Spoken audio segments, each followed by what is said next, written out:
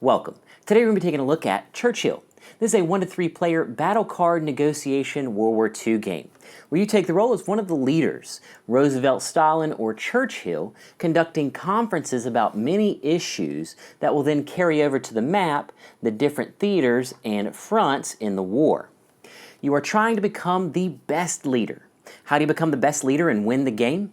By having the most victory points at the end of the final conference. Now that we know what the winning condition is, let's take a look at the components set up and how gameplay works in Churchill. Now let's take a look at the components. You have the main game board. On the left side is your conference. At the top is the victory point track. Below that is the pole mill table. To the right of that are the conference issues. In the middle is the conference table. These have the tracks for the different leaders and countries, along with the global issue tracks. On the right side of the board you have the military.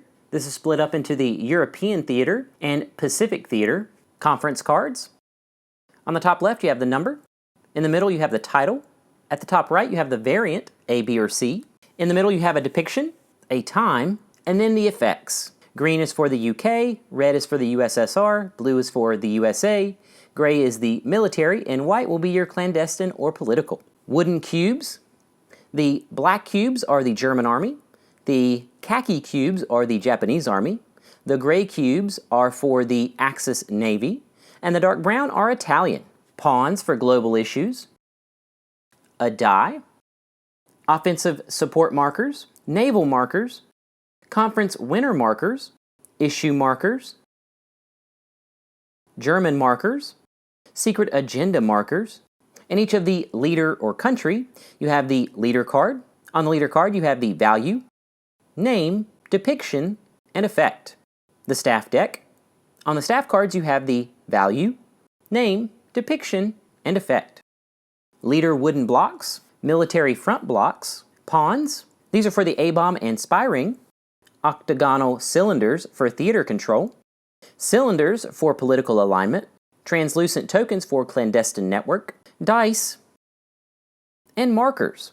These are production markers and mnemonic markers, player aids, and finally your rulebook. Now let's take a look at the setup. We're going to be setting this up for a 3-player game in the campaign scenario, which takes 7 steps. Step 1, place the main board in the center of the play area. Step 2, arrange and place the conference cards. Select at random a conference card numbered 1 through 10. Arrange the conference cards in ascending order face down and place them next to the main board. So 1 will be the first card and 10 will be the last card. Step 3, place conference issues. Place all the conference issue tokens on their corresponding spaces on the main board.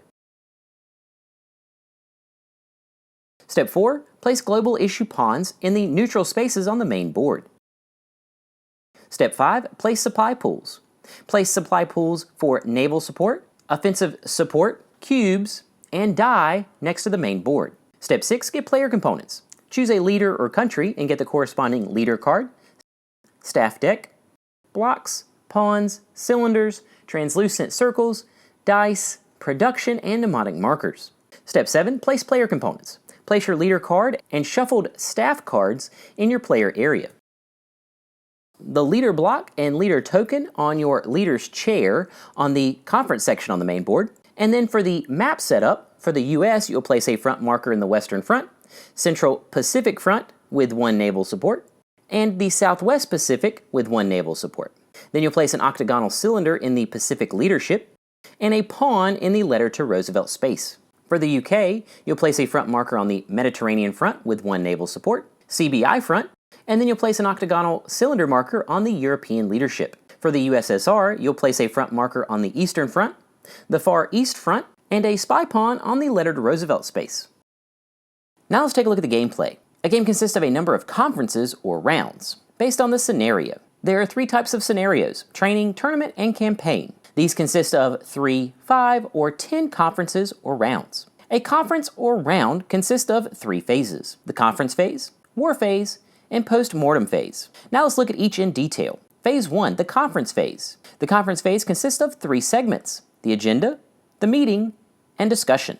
The agenda segment. The agenda segment takes 4 steps. Step 1, flip over the top conference card and carry out its effects top to bottom.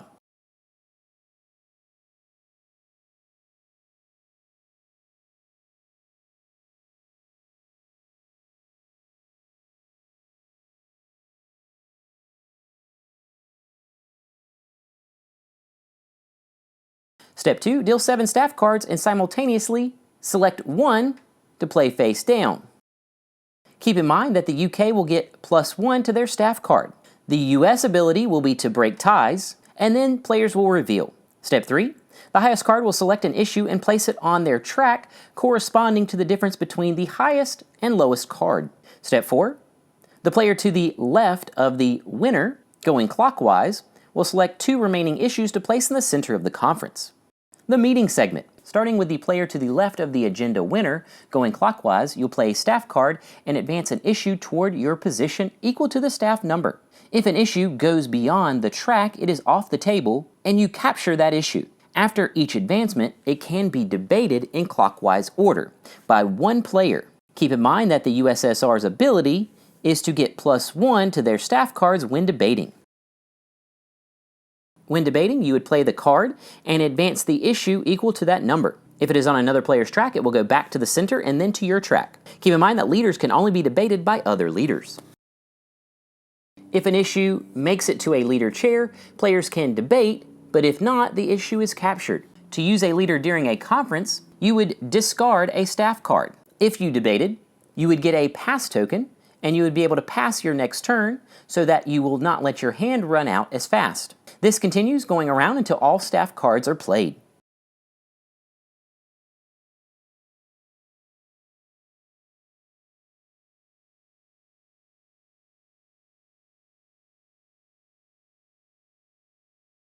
The decision segment. The player who won the conference, or having the most non-conditional issues on their track or chair, gets the conference victory marker. And then we would carry out 7 steps. Step 1, directed offense placement. Each winner of a directive offense issue must place the issue on any front entry space on the map, regardless of control. This would require production to be used at this space. Step 2, conditional issues determination. Second Front and USSR declares war on Japan are only successful when ending the conference in the center. Keep in mind that these do not count toward winning issues. When it is not in the center, it is seen as an objection. Step 3, production. Each player gets base production markers, 6, 4, or 3 for the US, UK, and USSR, plus any bonuses on the conference card, winning production issues, Arctic theater, or strategic material. If another player won a player's production, they would get 1 of their production tokens. Step 4, production allocation. In turn order, you will allocate all of your production. First, any mandates by conference card, then directed offenses, and then you are free to choose between the pole mill, A-bomb research, offensive support, or naval support. Step 5, theater leadership. The holder of each theater gains 1 offensive or naval support. Then, if one of the issues were won, that player gets 2 bonus support and chooses the US or UK command of the theater. Step 6, A-bomb research. If A-bomb was an issue, the player that won rolls a 6-sided die, along with production modifiers to determine if the US pawn moves, and if the USSR won, they would advance the Soviet pawn 1 space without rolling a die. Step 7, global issues. If someone won the global issues, a player moves one of their 2 markers toward their position. Then we move to Phase 2. Phase 2, the war phase. This is carried out in 3 segments: clandestine, political, and military. The clandestine segment. Each player receives 1 clandestine network for Secret Service activities, and additional clandestine networks for conference leader staff cards, and allocating production to pole mill issues. Then players alternate turns, placing clandestine networks, starting with the player that had the most. That player would place all of their networks, and then we would go to the second most, and then the third. They must be placed in countries that have none of the other countries, or they would remove the other player's network, 1 for 1, and you can have up to 2 of your own per country. Then we move to the political segment. Players gain political alignment markers from the conference, staff, leader cards, and allocation to pole mill issues. Then players will take turns placing all alignment markers at once, with the most going first. They can be placed in countries with none, or they can remove someone else's political alignment 1 to 1. In order to place or remove, you must have a clandestine network in that country. Political alignment markers score victory points at the end of the game. The military segment. This is carried out in 2 steps. Step 1, Axis Reserve Deployment. You would use deployment priorities to send enemy reserves to various fronts. Each deployment cancels a naval or offensive support marker, and if none, it would prevent the front from advancing. Step 2. Each front attempts to advance, advancing one space if you roll a die and get less than or equal to the front's strength. You have 2 for your front marker and 2 per offensive support, and subtracting 2 for each Axis reserve. Then you would roll the die and see if you get less than or equal to that front's strength. Fronts with a greater than or equal to 10 strength can advance up to 2 spaces. Once all the fronts have a chance to advance, we move to phase 3, post-mortem. This is carried out in 4 steps. Step 1, remove the conference card.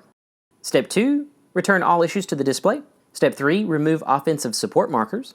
Step 4, return Axis reserves to their country. Then we would start a new conference or round. If it is an odd conference, you would reshuffle your staff decks. And then conferences or rounds would continue until the end of the game. This is when the in-game conditions are met, either at the conclusion of the final conference or when Germany and Japan surrender. Then we would go to the final scoring. The final scoring takes 9 steps. Step 1, political alignment. Get 3 victory points per country or colony with your political alignment. Step 2, clandestine network. Get 1 victory point per country or colony with your clandestine network that does not have a political alignment. Step 3, get 5 victory points per global issue pawn on your advantage position. Step 4, conferences. Get 3 victory points per conference 1 for the US and UK, or 5 for the USSR. Step 5, blank colony. The UK will get 2 victory points per colony space with no clandestine network or political alignment. Step 6, Axis countries. You will get 8 victory points per Axis country with a front of your color. It is a max of 8 victory points per Axis country. Step 7, Europe theater.